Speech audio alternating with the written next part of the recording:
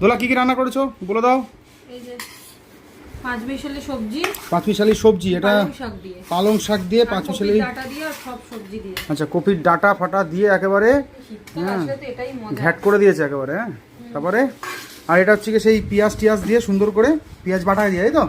পেঁয়াজ বাটা দিয়ে একেবারে দেশি পাকাল। আর এখানে ফুলকপি দিয়ে ধনেপাতা দিয়ে জল খাসি। হ্যাঁ, দাও দাও, সুন্দর করে দাও। এই 3 রকমই তো নাকি আর কিছু আছে? এই অনেক নাকি দোলা?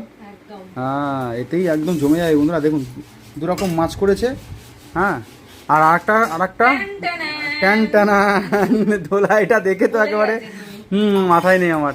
আর দোলা এটা দেখে যা ঘৃণা পেয়েছে, তারপরেও কিন্তু ও কিন্তু সুন্দর করে রান্না করতে পারে বলে, রান্নার ঝোঁক আছে বলে কিন্তু রান্নাটা করে দিয়েছে। আচ্ছা দোলা, একটুখানি গালা দেবে। ঠিক আছে, তুমি ঠিক আছে, ঠিক আছে, ঠিক আছে, ঠিক আছে, তুমি দাও দাও দাও বাবা, তাড়াতাড়ি দাও, খেয়ে আবার অফিস যাবো। তাড়াতাড়ি দাও। আচ্ছা ঠিক আছে, ঠিক আছে, তুমি দাও ওটা। হ্যাঁ, 2-4 পিস বেশি করে দাও, ঠিক আছে? হ্যাঁ, ব্যাস। আচ্ছা আচ্ছা, ঠিক আছে। তাহলে বন্ধুরা, যে 3 রকম মাছের আইটেম, এই আছে কুচে মাছ, এখানে আছে হচ্ছে গিয়ে কাতলা মাছ, আর এখানে হচ্ছে পাকাল মাছ, আর সাথে হচ্ছে গিয়ে সবজি। এটা পাঁচমিশালি একদম সবজি। চলুন খাওয়াটা শুরু করি।